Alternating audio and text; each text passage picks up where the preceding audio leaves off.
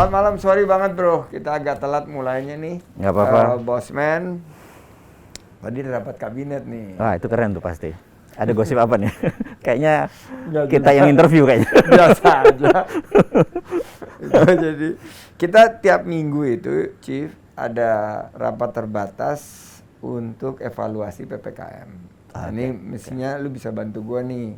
Oke. Karena kita mesti sosialisasikan the latest tentang keadaan COVID Omicron dan ekonomi. Oke. Jadi salah satunya yang kita dapatkan kenapa UK, terus Norway sama Denmark, sekarang ditambah Amerika dan Kanada 5 terbesar mengalahkan Afrika Selatan karena Afrika Selatan sudah posisi 8 Oke. di Omicron ini. Pertama karena protokol kesehatan. Oke. Jadi mereka lebih rileks dan udah mulai buka masker, itu menjadi pemicu Meningkat. Omicron. Oke. Yang kedua adalah dari pergerakan masyarakat nih dari Oke.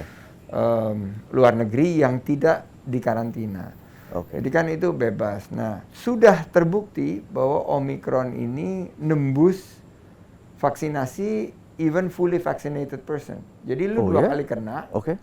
itu lu tetap nggak bisa nahan Oke. Omicron. Yang bisa nahan itu ya ini. Oke. Makanya hari ini gue bilang kan biasanya kan kita buka terus ini. taruh di ini disclaimer kita udah antigen dan Oke. sebagainya. Oke. Sekarang balik lagi bahwa yang paling menyelamatkan kita ya masker.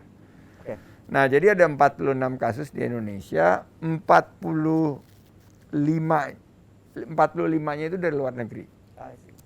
Dari luar negeri, satu yang transmisi lokal, dia juga dapatnya dari luar negeri, dari tamu yang Nigeria. Jadi dari 46 itu 80% no gejala. Oh. Yang 20% gejalanya ringan. Tidak ada yang di rumah sakit kan.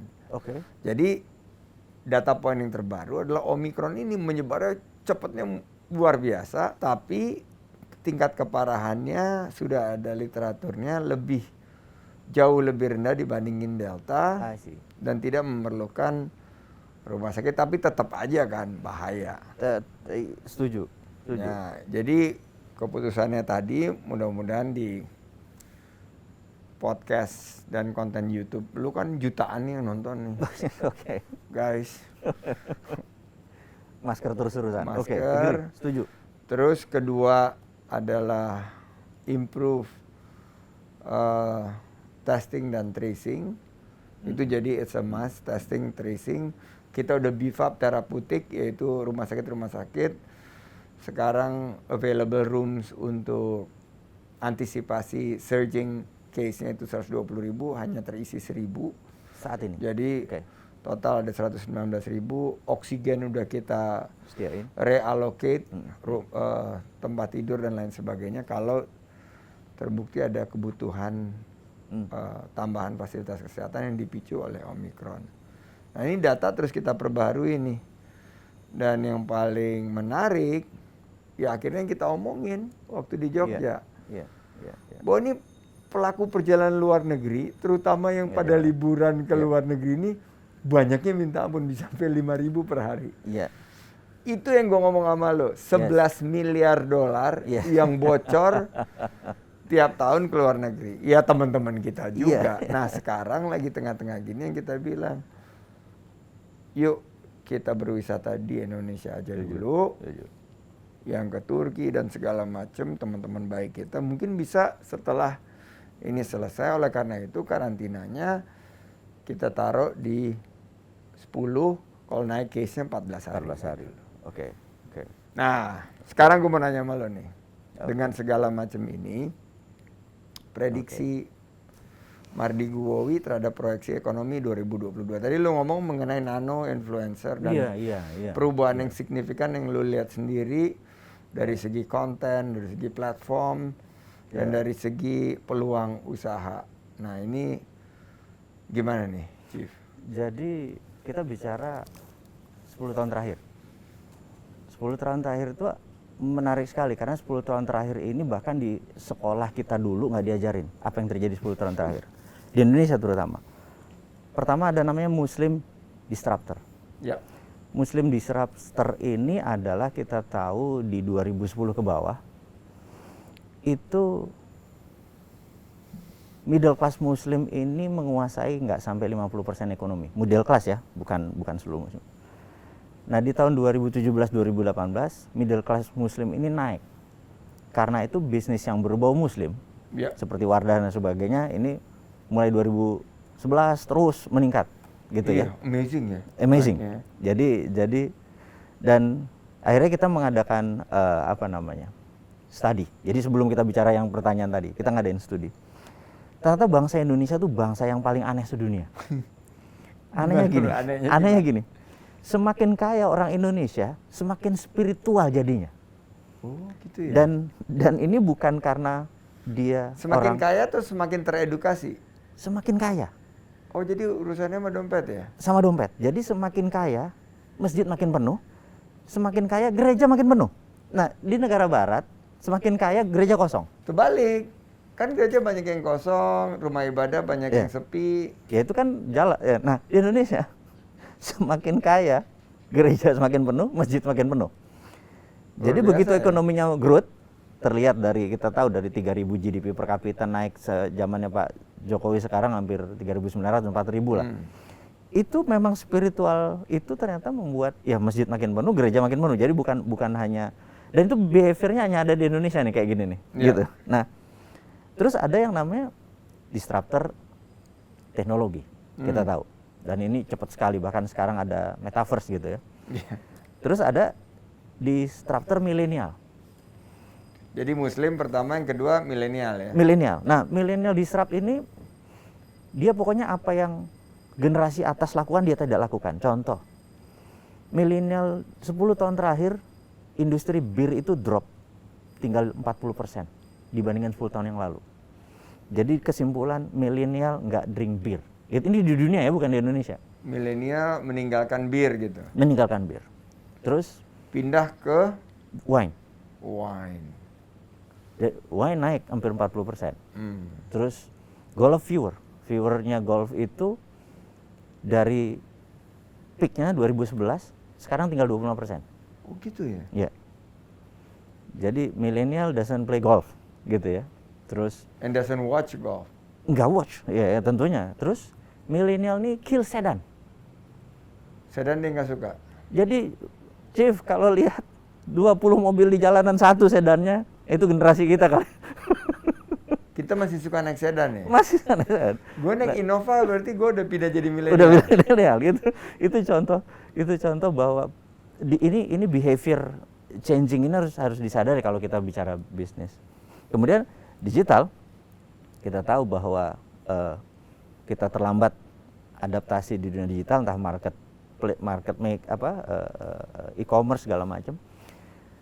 Kita ketinggalan. Dan terakhir, COVID disruptor.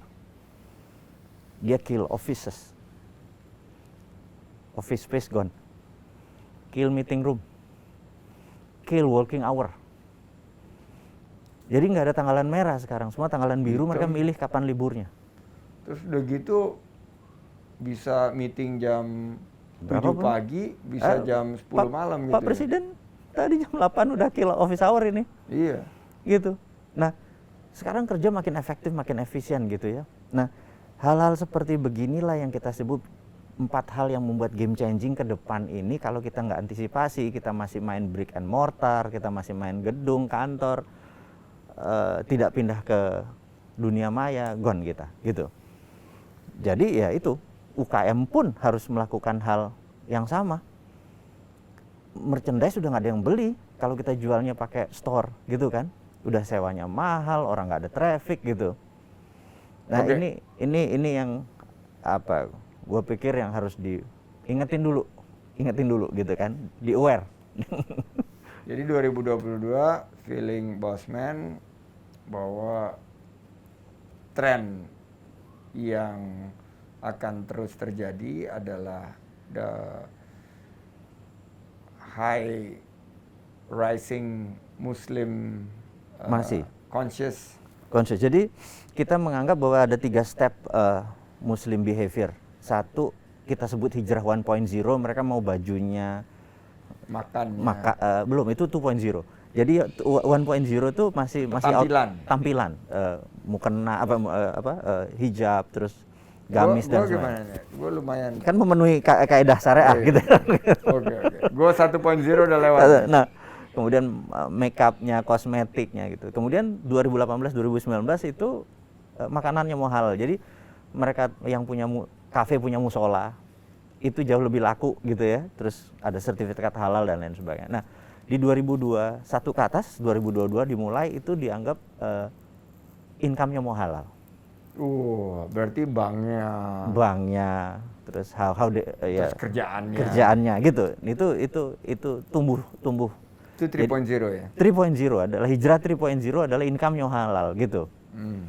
Ini tren besar, ini big trend di dunia juga gitu. Oke, itu pertama. Yang kedua adalah milenial disruptor. Jadi itu dia dengan segala gaya hidupnya akan menjadi tren yang semakin kuat. Dan yang ketiga adalah COVID ya. Digital disruptor dulu, kita harus adapt sama semua digital, yaitu memotong semua brick and mortar, offices, dan sebagainya, office termasuk hour. Ya COVID behavior kita juga harus dikuatin sama. Ini yang keempat ya. Keempat, COVID.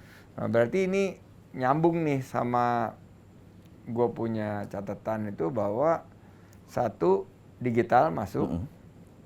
Karena semuanya terdigitalisasi 360 derajat. It's your department. Iya, itu kebetulan ekonomi kreatif. Kedua yang kita pantau itu sustainability, yaitu anak-anak muda terutama dan seluruh dunia sekarang matanya tertuju kepada kegiatan-kegiatan yang 3P, planet, people, and prosperity. Jadi semua jaga tentang keberlanjutan lingkungan, urusan sampah, urusan air, urusan sumber daya energi baru dan terbarukan itu. Dan ketiga, health. Berarti nyambung nih. Setuju. Gaya hidup sehat, mulai dari promotif preventif seperti olahraga, less konteks sekarang, vitamin, iya betul, tidur cukup. Gue sekarang jaga banget nih tidur cukup, terus pakai ini, ngitung step dan lain sebagainya. 10.000 sehari. Dan kuratif, lu 10.000 sehari? 10.000 sehari, pasti. Pakai lu sehat dong ya? Ya harus dong. Masa kita mau memimpin Indonesia, komunitas Sontoloyo. Dan terakhir adalah kuratif preventif, promotif preventif dan kuratif rehabilitatif, yaitu ya semua ya. Besok nih pemerintah akan resmikan health tourism, medical tourism di Bali. Menarik. Bangun rumah sakit kelas dunia kayak Mayo, John Hopkins itu. Di Bali akan disediakan. Jadi bagian daripada economic leakage yang orang berobat ke luar negeri, hal-hal simpel seperti medical check up ke luar negeri itu kita mau adakan sehat di rumah sendiri gitu loh. Berwisata medis di Indonesia aja. Yang kedua, gimana nih digitalisasi ini? Lu kan tadi ngomong mengenai TikTok yang luar biasa mengubah game ini dari tadinya follower base atau subscriber base. Betul. Yang kita terbiasa dengan Instagram, dengan YouTube, sekarang ke open media platform kayak TikTok. Betul. Jadi kita pertama mereview dan surprisingly gitu, kita mereview bahwa 1,5 tahun terakhir, 18 bulan terakhir itu retail bisnis kita itu ternyata hampir 50% datangnya dari TikTok gitu. Di engagement universe-nya Sontoloyo Group lah ya. Ini ada banyak pilarnya Sontoloyo Group. Ini ada Mardi Guowi, ada Santara, ada Santara ya? Santara kan digital Santara semua, terus ada Millionaire Race, ada segala macam ya. Ada segala macam itu. Jadi universe-nya ini ekosistemnya kita ini ternyata 50%, hampir 50% datangnya dari TikTok. Nah, sekarang udah 50% dari TikTok. Hampir 50%. Dan ini surprisingly karena anak TikTok itu kan 25 tahun ke bawah, anak zilenial. 90% mungkin viewernya 80% adalah anak zilenial. Dan Dan kalau sebagian kayak Sulaiman udah double alpha dia. iya, makanya. Nah, kita melihat bahwa wah ini kita harus mereview karena bentar lagi kan tahun 2024 ini kita sebut namanya digital politik gitu. Battlefield-nya itu digital, bukan di baliho. Maaf nih ya. Jadi ada nyamber-nyamber lagi ngomong begini. Tadi ada nyamuk lewat. Nah, kita mereview. Jadi kita menguji dari event yang kita buat. Jadi kita tuh ngajarin anak-anak main galasin pakai lapangan badminton. Kalau zaman main kita galasin pas SD. makanya zaman kita SD Slodor namanya. gobak selodor. Nah, anak-anak itu kan kemarin kita ngadain teen camp karena kita menganggap selama 1,5 tahun Di mana terakhir tuh waktu itu lo bikin tin? kita ada di Bala Muda Camp di Bogor. Jadi Berapa anak yang kumpul? kemarin hampir 200. Wih lumayan ya. Lumayan. Jadi kita berangkat, ini cerita sedikit nanti kita balik ke topiknya. Kita menganggap bahwa anak-anak selama 1,5 tahun ini diboardingkan karena COVID protokolnya, itu membuat masa berbahaya bagi pertumbuhannya. Karena kan anak 14 tahun sampai 20 tahun itu sudah bukan boy tapi not yet a man. Sementara mereka Lagi dalam transisi boys masa to transisi men. tapi mereka dirumahkan. Mereka nggak ketemu lawan jenis, mereka sosial ininya nggak bisa. Nah, sementara stepnya manusia tuh dari boy ke man ke gentleman, dari girl ke woman ke lady. Nggak akan pernah bisa manner anak-anak kita menjadi gentleman, lady. Proses jadi man, jadi womannya aja mereka nggak dapat. Masa ya manner, ya kita ajarin table manner dan lain sebagainya. Nah, ya, nyokap punya bisnis sebetulnya, kita makan sedikit. Nah, kita akhirnya ngadakan teen camp. Jadi ini gabungan antara 18 tahun kita di dunia bela negara, Lemhanas dan sebagainya. Akhirnya udah ada ilmu di bela negara, baris berbaris, masuk pemahaman bela negara, diajarin teamwork. Kenapa bisa meledak? Ini yang lucu. Jadi kita nguji anak-anak yang usianya 15, 16, 17 tahun ini, kita ajarin main galasin. Mereka nggak pernah tahu. Om, manggil kita om, itu yang gue malu tuh. Kak, kayak gitu kan. Om. Ini mainnya gimana? Ini mainnya gini, 2, 3, terus yang depan boleh masuk ke tengah gini segala macam, terus masuk bolak-balik tuh baru skor Itu gitu. pakai ini bulu tangkis kan? Bulu tangkis kan, Mbak? Pakai Masuk. Courtnya bulu tangkis kan? Terus mereka main kan 4-4, 3-3, 200 anak, yang lain ada live IG, ada live FB, tapi yang paling banyak TikTok. Mereka TikTokin, 200 anak viewernya hampir 3,5 juta gitu. Kita bilang, ini gimana caranya gitu. Sementara kita buat konten itu dapat 5.000 viewernya udah hebat bener. Anak-anaknya dan engagementnya tinggi, komennya, ininya tinggi. Sehingga benar bahwa masukan dari mereka-mereka main digital bahwa nano influencer, anak-anak ini, karena everyone is broadcaster kan. Jadi untuk mempromosikan produk kita nggak perlu selebgram yang terkenal, yang mahal, atau selebriti yang mahal. Itu menjadi ilmu lama. Yang baru ini everyone is broadcaster. Nah, inilah yang kita pikir ke depan. Produk kita harus bisa di TikTokan. Any produk UKM. TikTokable. Jadi UKM ini, teman-teman UKM harus bisa mempromosikan lewat sosial media. Dan yang gue pengen adalah kekuatan promo di Indonesia aja. Itu yang paling the best adalah mereka para traveler itu. Jadi kalau Kemenparekraf kita ini ngasih hadiah viewer tertinggi bulan ini untuk promosi daerah-daerah yang kita, atau 5 destinasi utama kita dan lain sebagainya kita bawain itu, mereka akan kirim ke kita punya sosial media atau web kita atau kementerian. Itu ngeri, Chief. Jangan-jangan 1 miliar viewer dapatnya. Jadi yang kira-kira the yesteryears gimana kita engage selebgram segala macam itu udah mulai tergantikan dengan Sudah. nano influencer. Dengan ini nano ya? influencer. Jadi everyone is broadcaster sekarang. Mereka kan nggak peduli followernya 100, followernya 1000 begitu masuk ke ini nggak TikTok apalagi itu nggak pakai Menarik nih, menarik. nggak pakai berapapun follower karena kan dia media terbuka kan gitu. Itulah aku pikir wah ini kayaknya harus ada yang kita geser dan bisnis itu too fast, too furious gitu, bus gitu.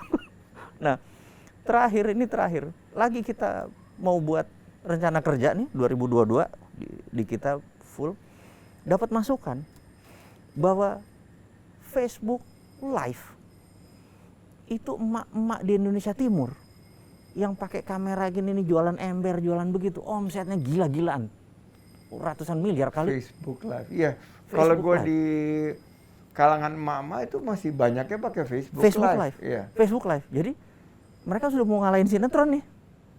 Saya diliatin, liatin, saya bilang gila 400.000 viewernya. Jadi hanya jualan ember, jualan barang-barang kelontong. Saya bilang ini game changing ini. Ini benar-benar ya teman-teman UKM harus sadar benar.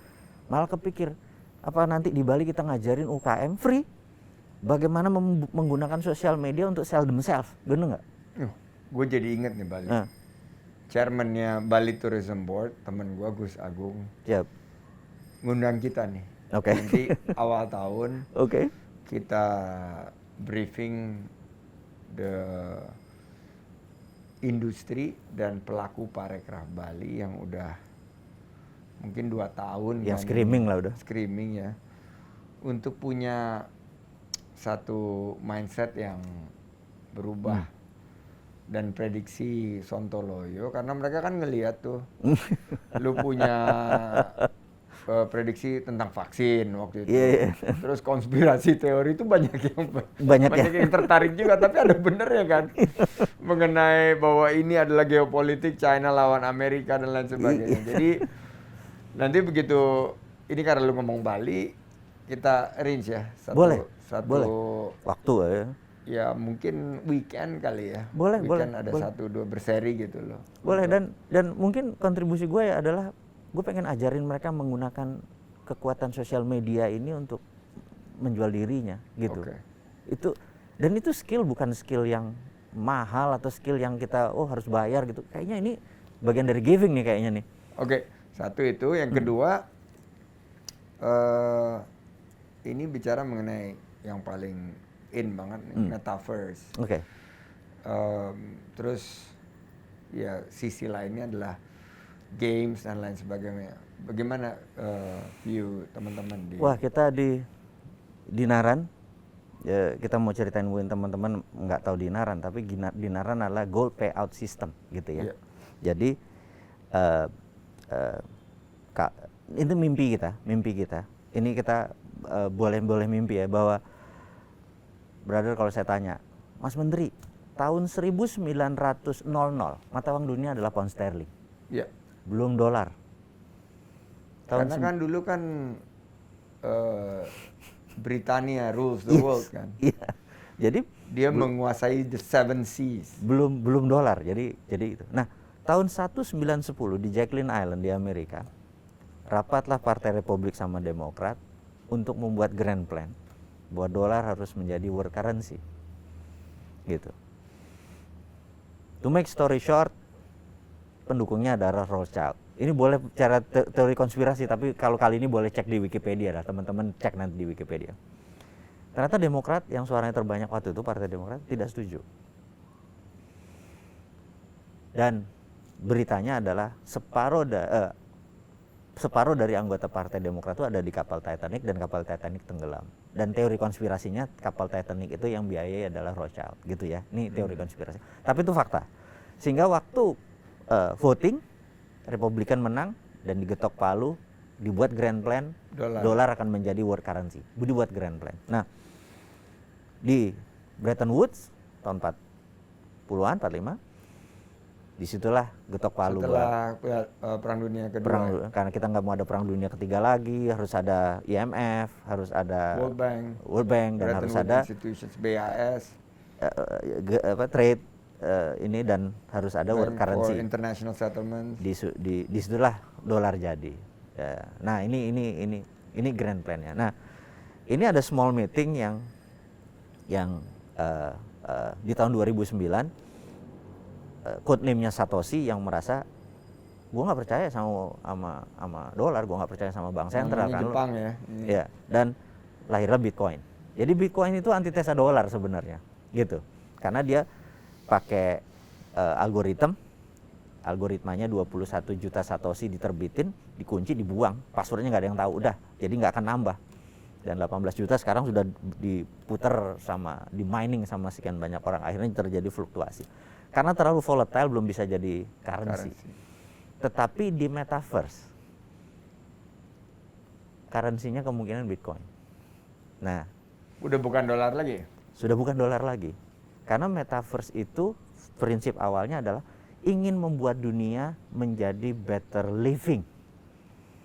Untuk offices, untuk dunia itu di metaverse. Jadi nanti kita nggak punya kantor. Kalau meeting cuma pakai VR begini aja, bro. Di sini udah kelihatan lagi, bener nggak? Tetap di rumah. Jadi udah di metaverse, udah nggak pakai. Nah dunia ini hanya untuk walkable city segala macam. Udah nggak ada industri, semua pindah ke sini gitu. Ini mengejutkan karena tuh fast ini yang kayak gini. Nah kita baru mau adapt aja gini udah jalan cepat. Jadi kita balik lagi, di Naran itu terpikir bahwa kalau rupiah adalah alat bayar, maka emas adalah alat tukar. Iya benar, alat. Jadi emas adalah rupiah adalah alat bayar, emas alat tukar. Jadi barter. Jadi kalau ditanya berapa harga gelas ini, 1 juta, itu harga. Berapa value-nya? 9 gram misalnya gitu, emas. atau 0,9 gram emas. Itu contohnya. Nah, sistemnya di Naran ini bisa mentransfer emas tadi. Emasnya kita pindah ke brother punya, saya ambil ininya. Kalau brother perlu fisiknya, kita punya ATM Gold, tinggal cetak ini ambil goldnya. Kita punya ATM Gold gitu. Ini agak sedikit cita-cita aja. Kalau Indonesia mau berdaulat ya 2045, 60% mata uang dunianya adalah menggunakan gold gitu, bukan mata uang, alat tukar. Jadi instead of dollar ini pakai ini kan cita-cita, bener nggak?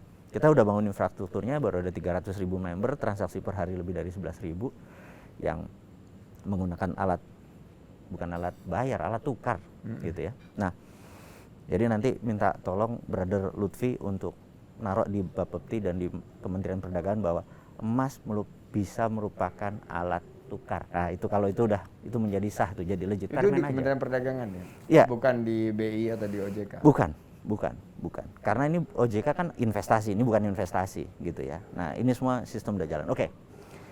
Kita apply ke metaverse untuk gold kita, e-gold kita itu menjadi payment di ini. Wah, sekarang kita lagi tender nih di metaverse. Jadi kita bener-bener gitu cepet sekali harus masuk gitu. Ya. Dan kita nggak tahu ya. Nah, pariwisata kita ini, kita mau ngeklaim Indonesia, planet Indonesia di sana. Jadi kalau mau berpariwisata di Indonesia bisa di metaverse.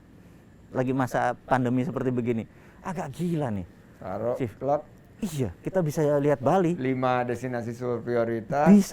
Bisa berasa di sana. Dan itu nanti ada alat bayarnya. Oh, ini oleh-olehnya mau dibeli, realnya beli beneran. Ada nyampe ke rumah. Yes.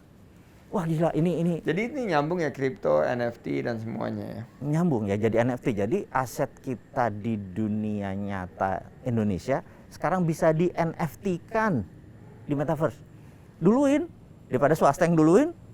Dan ini ternyata karena dari sisi ekonomi kreatif ya, kalau dulu kan kita intellectual property rights itu begitu kita beralih tangan selesai kan, putus kan. Yes. Ternyata karena pakai blockchain itu nggak pernah putus ya. Karena pakai blockchain. Karena pakai blockchain. Karena blockchain. Oke, keren banget, dan ngebayangin ini aja kita udah sangat excited. Jadi masa depannya. Terakhir, lu kan Gue nih penggemar dan follower setia dari Pak Jokowi. Banyak kritikan sama pemerintah. Nih sekarang kesempatan lo nyampein langsung ke gue. Karena gue senang sama lo karena lo fair. Jadi yang bener-bener, yang salah-salah dan konstruktif masukannya. Dan kalau bilang kebijakan kita ini ada yang sontoloyo, ya memang harus dikritisi dan harus diperbaiki gitu. Nah, masukan dari Bosman buat kami di pemerintah. Top 5 inputs. 5 masukan Bosman buat 2022. Oke, jadi kita nggak anti vaksin. Tapi kita pro antibodi tinggi. Jadi kita kalau bisa, anak-anak yang di bawah 12 tahun dites antibodinya. Kalau di bawah 200.000 ya baru dikasih vaksin. Kalau enggak mereka antibodinya bagus. Supaya kita hemat anggaran nih. Gitu. Jadi ngetes antibodi anak-anak yang sekarang lagi gua vaksin ya, umur 6 sampai 11 ya. Iya, karena menurutku anak-anak 95% kayaknya titer antibodinya tinggi. Jadi kita safe ini ya. Ini kita mau safe. Itu pertama. Itu kedua. Terus untuk dari yang luar negeri, karena kita tahu masa inkubasinya si Omikron ini 3 hari. Ya, oke. Jadi jangan 10 hari dong. Berapa? Ya 3 hari aja. 3 hari. Gitu. Itu karena kita mau mempromosikan. Oke, gimana caranya kita mendorong? Jadi berarti dengan kebijakan naruh 10 hari, 14 hari nggak akan mendiscourage atau mengalihkan kunjungan ke luar negeri ke Indonesia. Itu nggak efektif ya? Nggak efektif. Oke. Efektif. Gimana cara efektifnya untuk kunjungannya lebih ke Indonesia dibandingkan ke luar negeri? Ini bicara asing? Enggak, Indonesia kan kita ngomong apa yang ada di dalam negeri dulu, kayak China aja kan, China kan 28 hari. Jadi kita pengen Indonesia for Indonesia. Ya, insular economies kita kan gede. Kemungkinan kita bisa survive aja udah, nggak ada wisatawan asing, jeblok 1 juta, ekonomi kita masih tumbuh 5%. Jadi untuk dalam negeri hilangkan PCR. Untuk dalam negeri hilangkan PCR. Nggak ada PCR, antigen aja. Udah kan? Sekarang masih ada PCR 3 hari segala. Oh, karena Omikron ini. Karena Omikron ini. Oke. Di antigen. Antigen aja ya? Di antigen aja. Oke, jadi yang untuk karantina balik ke 3 hari. Balik ke 3 hari. Untuk dalam negeri PCR dihilangin, digantiin antigen. Antigen aja gitu. Jadi antigen cukup fair gitu ya. Memang cukup fair dan itu bisa dengan Lindungi Peduli cepat sekali. Ini kita udah nggak sabar pengen apa ya? Ya protokol ini tetap ya. Kalau perlu pakai sanksi nih kalau ini ditangkap kamera udah mulai kayak tagihnya 500.000 langsung. Oh gitu. Iya. Ada di pabrik jaraknya 2 meter kurang dia nggak pakai ini potret bayar. Iya kan? Dan itu mudah sekali, kamera sekarang ada di mana-mana gitu. CCTV dan CCTV itu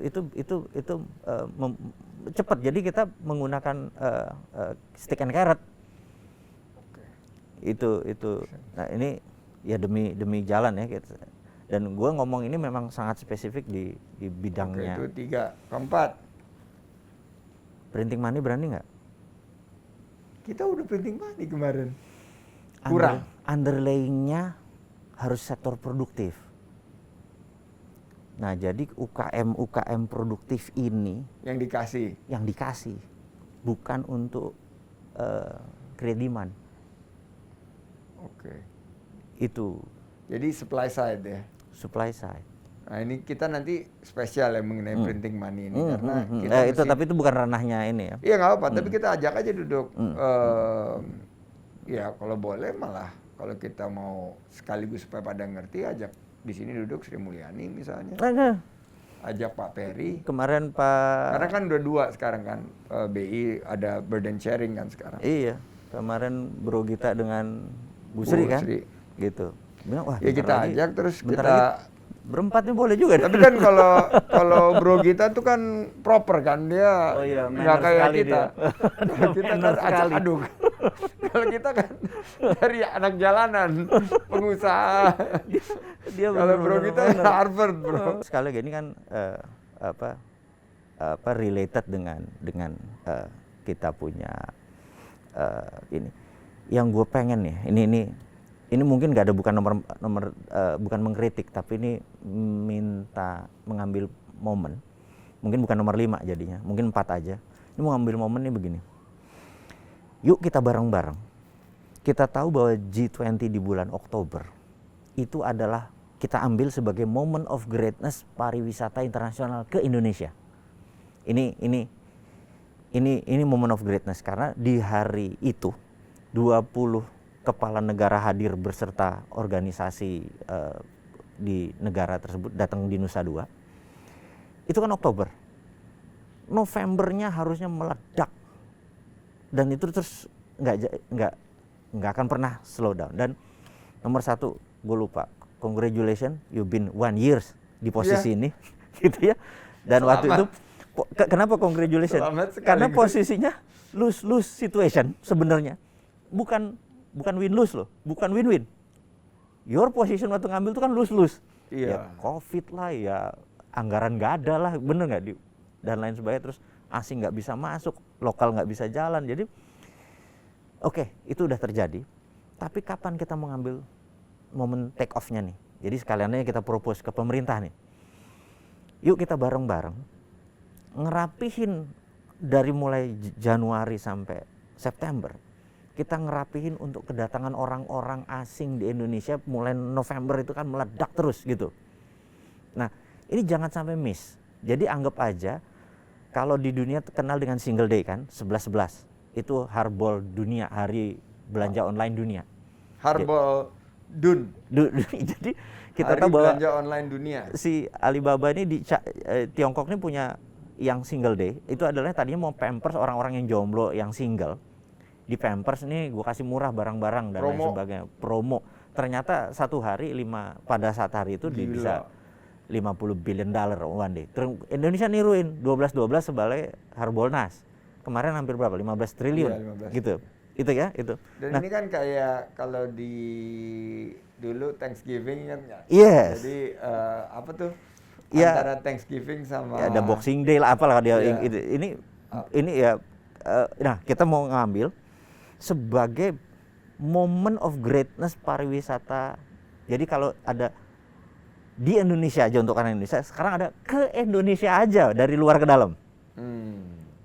Jadi ke Indonesia aja. Jadi dunia kita akan promo. Dari Januari sampai September kita persiapkan. Dan kemarin ini kan waktu finance track sama Sherpa, bagian dari G20, udah nggak pakai karantina, kita pakai bubble. Nah, evidence based zero case. Iya kan? Apalagi evidence nanti based zero case. Nah, berarti kita bisa perluas kan sistem bubble ini. Betul. Malah nggak perlu 3 hari karantina. Oh, kalau iya, berarti kan kalau misalnya ini bisa 100-200 orang kan dengan konsep yang sama kita bisa perluas menjadi kembali lagi ke ya mungkin nggak 16 juta kayak tahun 2019, tapi mungkin bisa 8 juta tapi good quality turis yang ke Indonesia aja itu belanja itu length of stay-nya lama, terus dapat experience dan memori yang mengesankan gitu. Kemarin kita ngomong sama brother kita, mau nggak end games lo adalah part of promosinya Kemenpar? Apa hubungannya gua gitu? Dia bilang gitu. Gini bro, pada saat momen tadi September kita ini promosi, kan Desember Oktober G20 datang. Program-programnya apa? Gimana kalau end game seorang Gita Wirjawan menginterview 3 Nobel laureate di bidang ekonomi? Ada Paul Krugman gitu kan? Kalau perlu promotor MMT gue si Michael Hudson tentang people economy, modern monetary theory. Begitu datang itu menteri dari ASEAN semua datang karena 3 Nobel laureate, belum pernah dalam sejarah 3 Nobel laureate ekonomi duduk di interview gitu ya.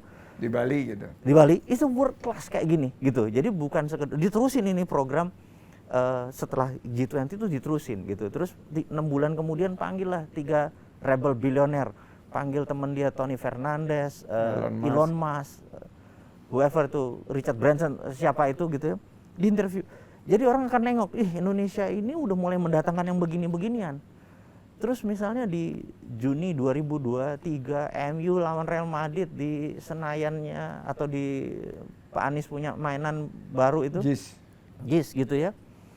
Itu Singapura datang, Filipina datang mau lihat gitu. Nah, tapi ini bukan sport event, ini adalah sport tourism gitu. Bukan dibuat PSSI, maaf, bukan ini PSSI, tapi dibuat entertain. Dan itu satu seri bener-bener yang gue pikir program ke Indonesia aja ini ya bener-bener momen gitu ya. Karena ini gue mau lompat sedikit, karena begitu September 2023 pada saat nama calon presiden masuk, habis itu udah Lemdak. Lemdak kan? Lemdak itu pada saat Pak Jokowi sudah selesai, misalnya gue gitu ya, jadi terpilih tapi belum gitu. Dilantik gitu ya. Sebelum lu dilantik ya. Itu Lemdak gitu ya, posisi. September itu udah mulai politik gaduh gitu ya. Nah, tetapi kita momen pariwisata ini udah langsung autopilot. Nah, gitu ya. Gua tuh pengen memisahkan unsur politik sama ekonomi di Indonesia. Karena kedewasaan sebuah negara itu memang terpisah, 7 sendi pemerintahan itu, ekonomi, politik, sosial, budaya itu terpisah. Kalau kita ini 80% terlalu politik. Nah, sementara kalau kita di Jepang menterinya ganti 3 tahun ini, menterinya siapa ya? Karena menteri adalah jabatan politik. Ekonomi jalan seperti biasa. Mau menterinya ganti tiap ini juga ekonominya nggak pernah goyang. Nah, pada saat itu kita mau bangun kesadaran bahwa siapa aja jadi presiden pasti niatnya memperbaiki negara, yang jadi menteri semuanya memperbaiki negara, tapi ekonomi itu benar-benar udah dewasa. Nah, makanya tahun 2022 itu gue very exciting gitu loh. Dan gue lihat yang bisa mengekspresikan ini cuman Kemenparekraf.